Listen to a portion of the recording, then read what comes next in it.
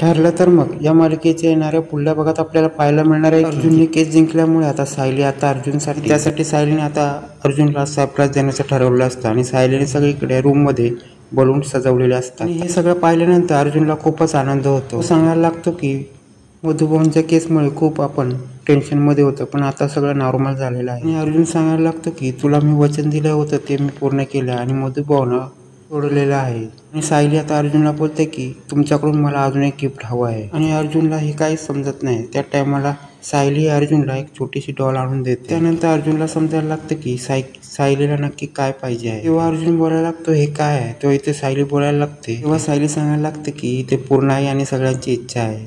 तेव्हा अर्जुन हसतच बोलतो पूर्णाची आणि सगळ्यांची इच्छा असेल तर ही सगळी इच्छा आपल्याला आता पूर्ण करायलाच हवी. इथे अर्जुन बोलायला लागतो की घरामध्ये एक मुलगी येणार. तेव्हा इथे सायली बोलायला लागतो एक छोटा मुलगा पाहिजे आहे.